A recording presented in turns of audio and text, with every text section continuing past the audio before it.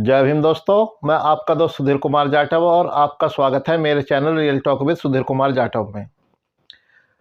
अक्सर लोग बहन जी पर, बहुजन समाज पार्टी पर भारतीय जनता पार्टी की बी टीम होने का आरोप लगाते हैं और आरोप लगाते हैं कि कब बहुजन समाज पार्टी भारतीय जनता पार्टी के साथ मिल जाए कुछ कहा नहीं जा सकता।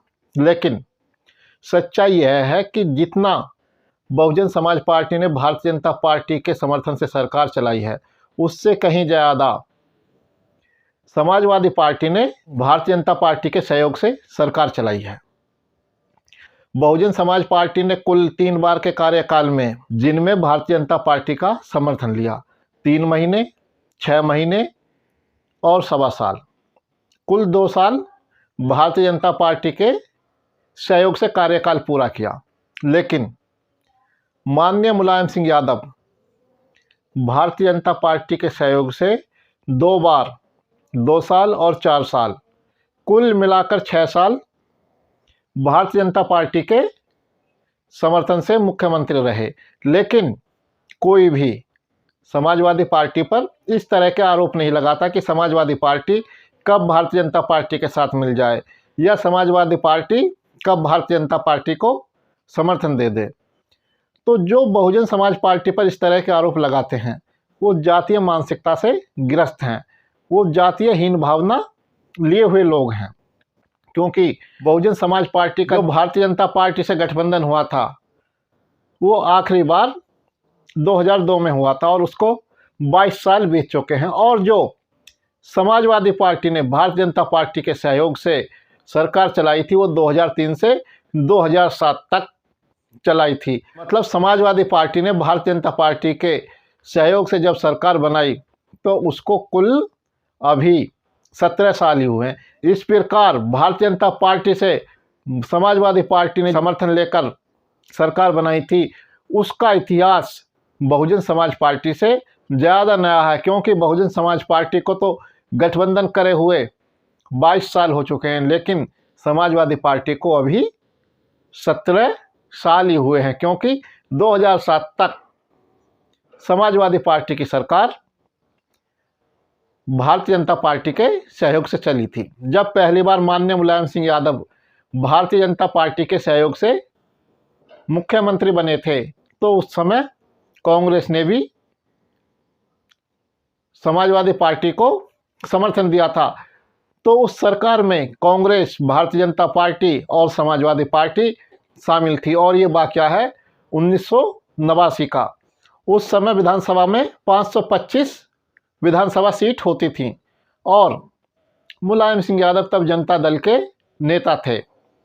तो उस 525 सदस्यीय विधानसभा में जनता दल को 208 सीट मिली थी, भारतीय जनता पार्टी को 57 सीट मिली थी। भारतीय जनता पार्टी के सहयोग से मुलायम सिंह यादव ने 1989 से 1991 तक सरकार चलाई और कांग्रेस उसमें शामिल रही। कांग्रेस ने तब मुलायम सिंह यादव की सरकार को बाहर से समर्थन दिया था। तो 1991 में मुलायम सिंह यादव की सरकार गिर गई। 1991 में उन्होंने सरकार गिरने के बाद समाजवादी पार्टी का गठन कर लिया और समाजवादी पार्टी का गठन करने के बाद अब हम आ जाते हैं 2002 के विधानसभा चुनावों में। बात 2002 की है। उत्तर प्रदेश की 14वीं विधानसभा के लिए चुनाव हुए थे। 14वीं विधानसभा में भारतीय जनता पार्टी को 88, बहुजन समाज पार्टी को 98 और समाजवादी पार्टी को 143 सीटें मिली थीं। सबसे बड़ी पार्टी होने के बावजूद समाजवादी पार्टी को सरकार बनाने का मौका नहीं मिला। भारतीय जनता पार्टी ने बहुजन समाज पार्टी को समर्थन दिया और बहुजन समाज पार्टी की सरकार बन गई।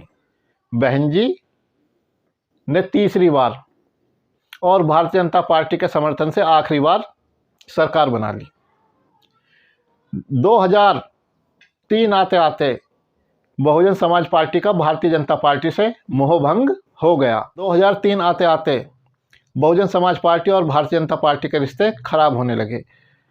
भारतीय जनता पार्टी के ही विधायक की शिकायत पर बहन जी ने निर्दलीय विधायक रघुराज प्रताप सिंह उर्फ राजा भैया पर पोटा लगा दिया।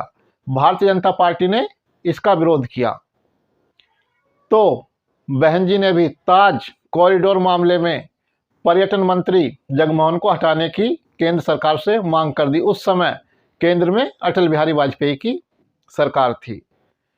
भारतीय जनता पार्टी के विरोध के बावजूद बहन जी ने राजा भैया से पोटा नहीं हटाया और 26 अगस्त 2003 को बहन जी ने राज्यपाल विष्णुकांत शास्त्री से मिलकर विधानसभा भंग करने की सिफारिश कर दी। लेकिन राज्यपाल भी भारतीय जनता पार्टी के थे और विधानसभा अध्यक्ष केसरीनाथ त्रिपाठी भी भारतीय जनता पार्टी के थे, तो उन्होंने विधानसभा भंग नहीं की, बल्कि यह कह दिया कि उससे पहले ही भारतीय जनता पार्टी ने अपने समर्थन वापसी का पत्र दे दिया था और उन्होंने मुलायम सिंह यादव को सरकार बनाने के लिए आमंत्रित कर दिया। मुलायम सिंह यादव ने बहुजन समाज पार्टी के 13 विधायक तोड़े। अजीत सिंह जो उनके धुर विरोधी थे, उन्होंने भी उनको समर्थन दे दिया। इसके बावजूद उनके पास सिर्फ 210 विधायक थे, 3 विधायकों का समर्थन कम था, लेकिन तब भी उनको राज्यपाल विष्णुकांत शास्त्री ने मुख्यमंत्री पद की शपथ दिला दी। बहुजन समाज पार्टी के 13 विधायक तोड़ लिए गए थे। उस समय बहुजन समाज पार्टी के तत्कालीन नेता सदन स्वामी प्रसाद मौर्य ने इसके खिलाफ विधानसभा अध्यक्ष केसरीनाथ त्रिपाठी को उनकी सदस्यता रद्द करने की याचिका दी, लेकिन केसरीनाथ त्रिपाठी ने उनकी उस याचिका को एक तरफ रख दिया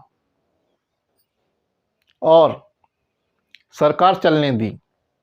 इसके बाद मुलायम सिंह यादव ने बहुजन समाज पार्टी के 37 विधायक और तोड़ लिए। उनको केसरीनाथ त्रिपाठी ने तुरंत मान्यता दे दी और इस तरह से समाजवादी पार्टी की सरकार बचा ली। जैसा कि आपने अभी बिहार में देखा होगा, राष्ट्रीय जनता दल का साथ छोड़कर भारतीय जनता पार्टी के साथ गए, तो उस समय विधानसभा अध्यक्ष राष्ट्रीय जनता दल के थे, तो वहाँ बहुमत साबित करने से पहले उन्होंने विधानसभा अध्यक्ष को हटाया, विधानसभा अध्यक्ष के खिलाफ अविश्वास प्रस्ताव लेकर आए और विधानसभा अध्यक्ष को उनके पद से हटा दिया। यही होता है हर मामले में कि जिस पार्टी या जिस गठबंधन की सरकार होती है, उसी पार्टी या गठबंधन का विधानसभा अध्यक्ष होता है। लेकिन तब ना तो मुलायम सिंह यादव ने विधानसभा अध्यक्ष को हटाया और ना ही विधानसभा अध्यक्ष ने कानून सम्मत विधि सम्मत कार्यवाही की और सरकार चलने दी। भारतीय जनता पार्टी ने भी तब तक उनको वापस नहीं बुलाया जब तक कि मुलायम सिंह यादव की सरकार टिक नहीं गई। उसके बाद यह मामला हाई कोर्ट में गया। 2006 में हाई कोर्ट ने विधानसभा अध्यक्ष के 37 विधायकों को मान्यता देने का फैसला रद्द कर दिया और 13 विधायकों पर भी अपने फैसले पर पुनर्विचार करने के लिए कहा। लेकिन उसके खिलाफ सरकार सुप्रीम कोर्ट गई और सुप्रीम कोर्ट ने मई 2007 में विधानसभा अध्यक्ष के फैसलों को बदल दिया, उनको पलट दिया। लेकिन तब तक सरकार का कार्यकाल पूरा हो चुका था और नई सरकार बन चुकी थी।